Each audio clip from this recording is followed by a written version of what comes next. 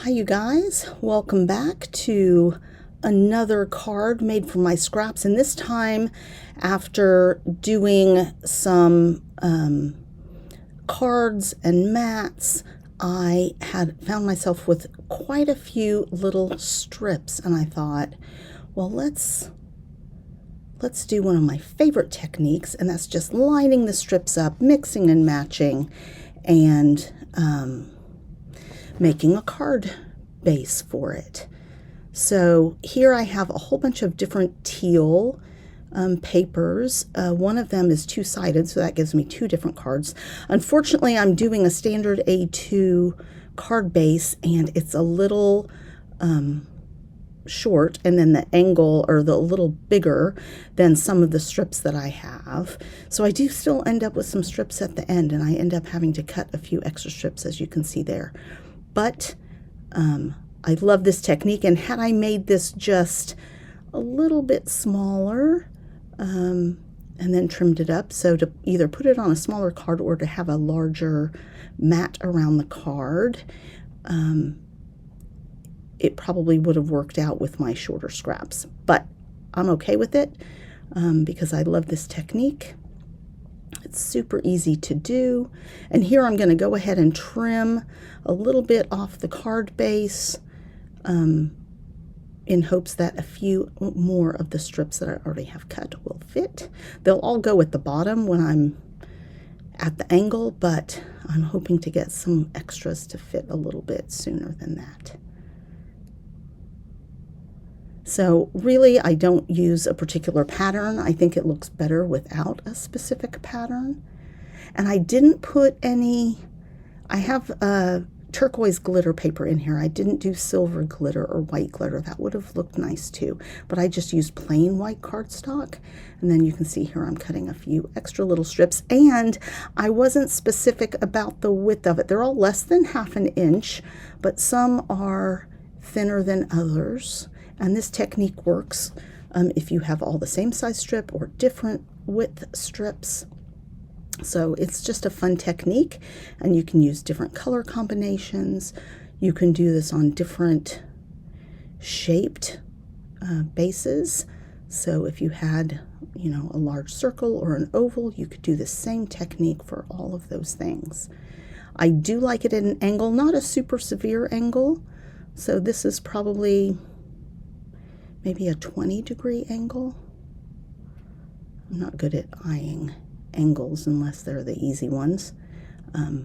But here I'm just keeping up with the trimming just in case some of those pieces can be used twice. I'm not quite there yet. And a lot of these papers have texture on them. They're embossed papers, and so that's kind of nice. To add some texture to it. The other thing you can do when you're finished with this is you can emboss the finished product and add and make it look really quilted or textured that way as well. But since I have some of the papers with embossing on them, I chose not to do that. Plus I don't have an embossing folder with me here. So here I'm just like, what do I need? What haven't I used in a while? But trying to make sure that I don't do a specific pattern. So here you can see I'm to the shorter bits, so now I'm going to use up some of those short pieces.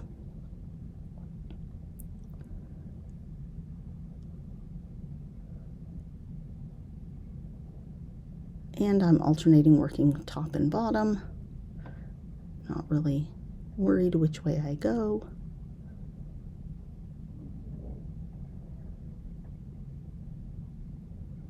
So this is fun if you use lots and lots of different colors, or more of a monochromatic tone-on-tone kind of look. This one has those bursts of red in it. And while none of these are Christmas colors, you could easily turn this into Christmas by using something that was slightly more green and less turquoise and slightly less pinky red, and it would make a great Christmas card background as well. And then the shape you put on front could be a a Christmas tree, an ornament, just a circle like what I'm going to do. All sorts of different things that you could do for the sentiment. So just working away. And I only sped this up 3 times. I think it's 3.3 times. So it did take a little while. It took probably 30 minutes to do the whole thing, but that was because I was cutting additional strips. But the effect is really, really nice at the end. So here, just finishing up the strips, and then we'll work on the sentiment. A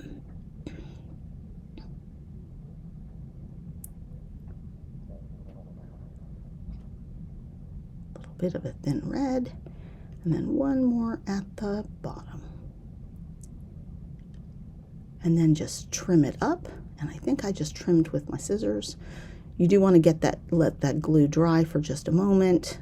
This is really quick drying glue. If your glue wasn't quite so quick drying, you might want to put something heavy on it, let it sit for a minute before you cut off the extra strips. So you can see I did end up with some extra strips.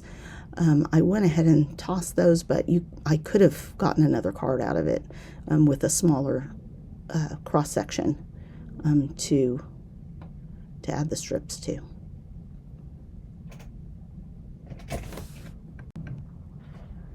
So this is all finished.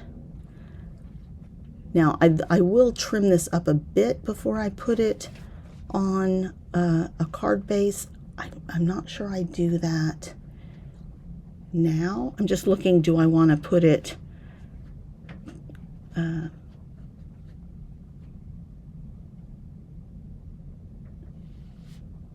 I want to mat it? And I think I decide not to. I think I decide to put it just on white.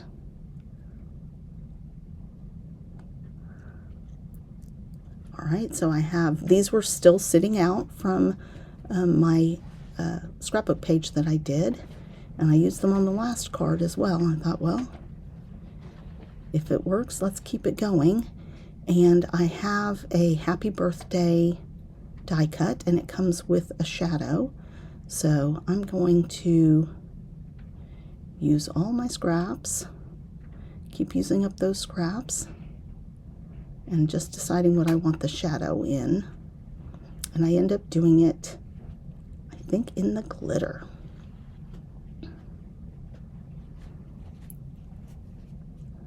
So get out my trusty Scout, which is the perfect size for taking along with you to a retreat, and great for sentiments like this. I'm adding in this shim on top because in hopes that I can get the glitter paper to cut all the way through. It still doesn't quite, I still have to take scissors to it, but it works pretty well.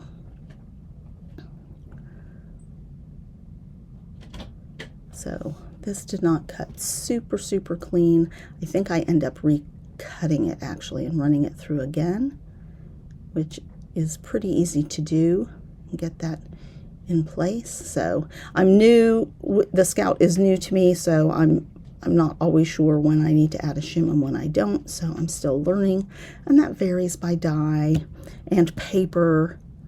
So it's a little bit, it's just a learning, sometimes a trial and error process. This, I'm not really having to cut this, it's just applying a little bit of a blade to it and it just pops right out.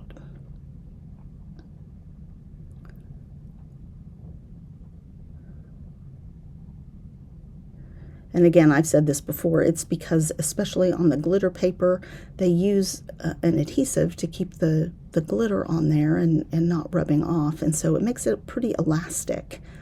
So here I'm just going to make another round, another run at that happy birthday, so I can get a little bit cleaner cut on it. It just sticks on some of the inside areas, and then this is much better.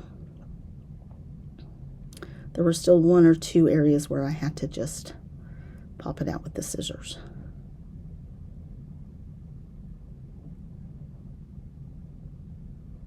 And I think this was just a, you know, an inexpensive, no-name brand die, so you can't expect perfection for those types of dies. But I do like this font style, and that it came with a shadow or a background.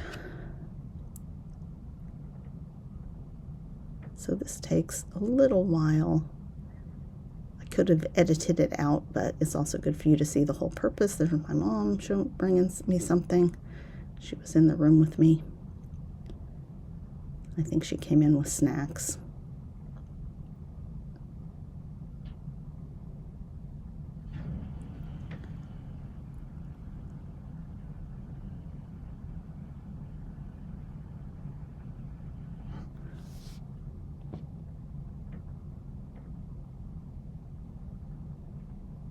So you do have to fuss a little bit with these, but once you do, if I had all my tools with me, it would be easier, but I didn't bring a sharp blade with me.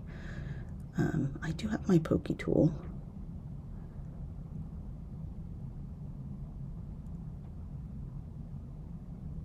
All right.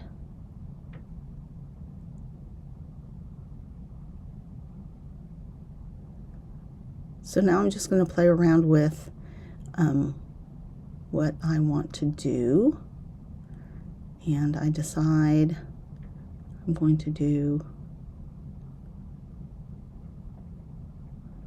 a white circle, and because I have the two colors, that's just to give a background for the sentiment, so it shows up. And I decided not to matte the sentiment. I just like the look of that white popping up. It is a stitched circle die though. I could have done a scalloped circle die here. That would have looked really pretty as well. But I like the look of it. And then I'm going to pop it up. And I decide to pop the circle up and not the sentiment. So I'm just using some fun foam.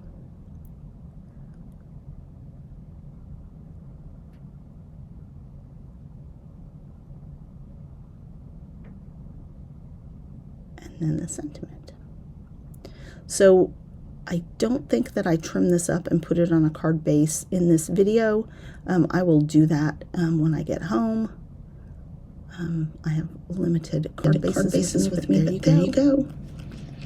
Now we'll take a look at it close up, and thank you guys for watching, and come back for more content from my cruise ship.